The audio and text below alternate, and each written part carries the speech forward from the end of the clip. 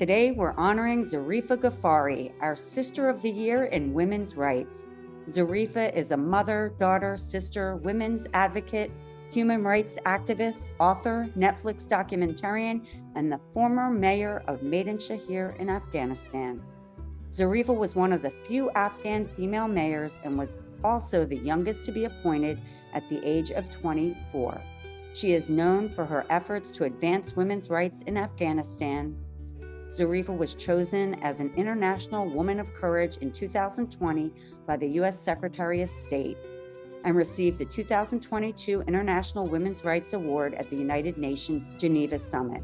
She was included by the BBC in the list of 100 inspiring and influential women from around the world in 2019, and she was included in the Badass 100. In 2020, she received the award Women Who Can Change the World by InStyle.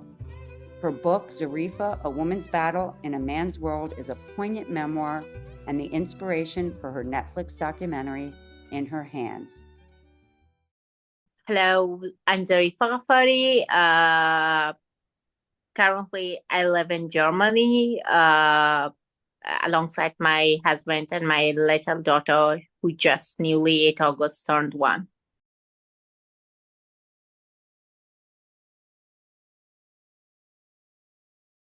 For the starting, for me, it was like I was living a life normal, but then I realized it's not just my normal life. It's something that is not normal at all. I have to be, someone to change it for myself. And then later on, I realized that it's not just for me. These abnormal things are happening for every woman living in this country. There has to be some efforts to change this. So that's how everything is started. And now it's going on, not only because women of Afghanistan, because of the dreams that I have been working for years for it inside that country, and then right now outside Afghanistan.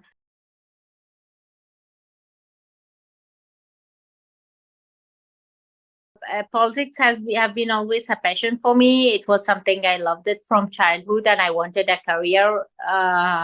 But later on, I realized that working as a human rights activist will be something that I will be exactly fitting it, and then I will be able to do more than anything else. I want to be, human rights defender politician somehow. I will put it like that, because I believe the more the world is having all those politicians who value human rights and human values, the more world will have peace, security, and prosperity. And that's what we lack for now. That's what we need for now. So, doing human rights, but for the cause of politics and political involvements, that's what I love to.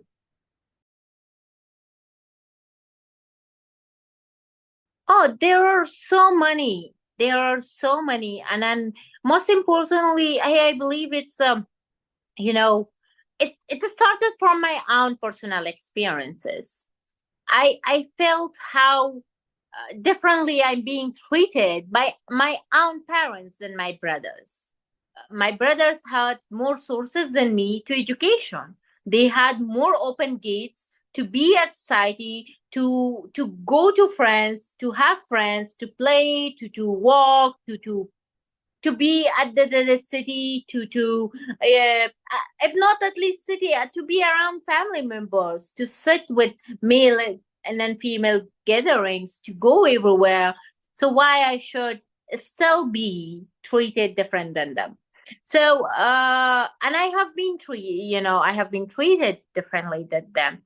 And this fact has been always, that turning that switch, which was like kind of turning point for me, which made it a huge amount of journey possible for me. And most importantly, the risks I took, the fights I fought, and the path I walked. It wasn't all easy as a normal human being. I have emotions, I have feelings, I have fears, I have ups and downs in my life. Despite that, as much as I walked, this was the point which was like kind of giving me that push up at the back.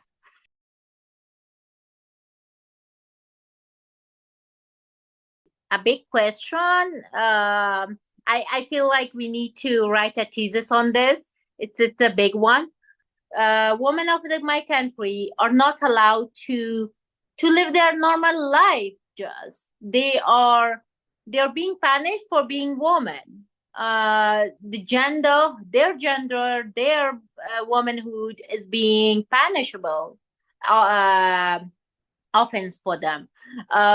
They are not allowed to go to schools. They are not allowed to go to markets. They are not allowed to go to playgrounds. They are not allowed to go to gym. They're not allowed to go to doctors without male accompany. They are not allowed to they are not allowed to live a normal life.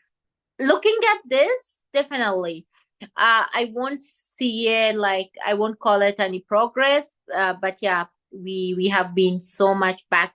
But globally, yeah, there are good things, which I'm happy for it. But looking at that as an Afghan woman, it definitely hurts me. It definitely paining me, and it is you know so much painful to see and to understand and to really know it, the way we Afghan women are being treated by the world community.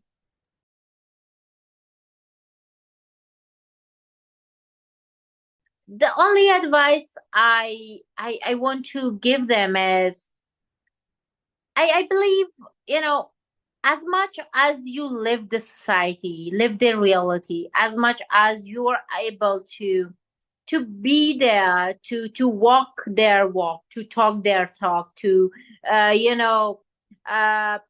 to feel their pain, to understand it, to navigate it, that's easier to deal with it.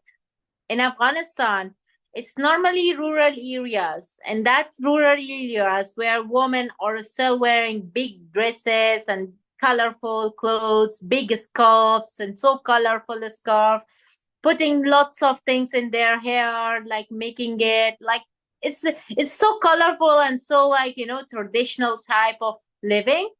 I really give an advice to everyone that, please, if you are walking this path, you're planning to walk it, please, human rights are basic for everything. Human rights needs to be the first for all. People say it's where politics and human rights are always having some issues in between. But I believe that if human rights are protected, then politics and politicians are also someone who can remain in history and can serve their country and communities. It has been a very difficult experience. I have been through all those moments where I was thinking, maybe I won't return alive home. I saw someone holding a very big RPG with two more people holding big guns, like very big ones, just coming up on main street, and like firing directly to my car, and trying to fire an RPG, but failed because the distance was not that enough. So I have been through those moments where I knew this is my last minutes and seconds into the land where I feel I owe entire my life to. It's not easy, and it's a very hard journey.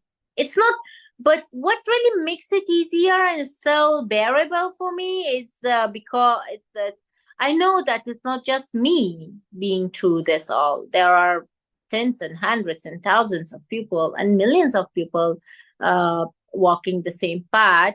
And despite that, knowing that despite this hardship, there were good moments. There were those beautiful moments where a woman walking, my office, coming to my office, were just meeting me and they were sharing their words, they were talking, and they were sharing how happy they are seeing me there. So this is still happening to me. There are people, they love to hear my messages, they're prizing me. Doesn't matter how less they are, but I still feel good. And it works, especially for the country, the country which has been decades in war.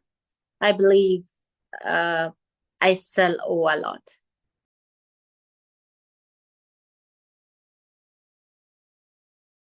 From current local leadership. First of all, they are not local leadership, they are self-made leadership, because they don't believe on republic system, they don't believe on votes, they don't believe on woman rights, human rights, they don't believe anything and they don't accept anything. The only thing they know and they believe and they accept, it's just gun firing, killing, and then imposing power, fear, and human right abuses. I don't believe we can hear anything, any small change into the topic of women's rights, at least as much as long as we have those people in power. So I don't believe without the change into the core of system we could have anything. But I believe and I trust the fight we are fighting, the path we are walking, and the dreams that we are working for, that we are able to bring changes. And it will take a bit longer because we are all alone.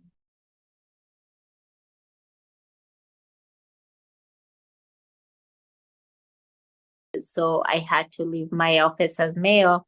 The moment my car was out, I was sitting in my car in the front seat, and some of my colleagues at mayor's office, they were walking just close by my car, like they were kind of just walking by my side and by the side of my car until the gate, and until main gate. And as much as I was noticing, they were still standing there and they were still waving their hands. So and some of them were holding tears in their eyes. So I still miss that moment, and that moment is so close to my heart. I really respect my time and I love it, and I really miss my city, my people, my colleagues, and I wish I was able to do more for them. I couldn't, with so many reasons around. There are so much to do, and I wish I was able to do all of them in one time, because we need advocacy, we need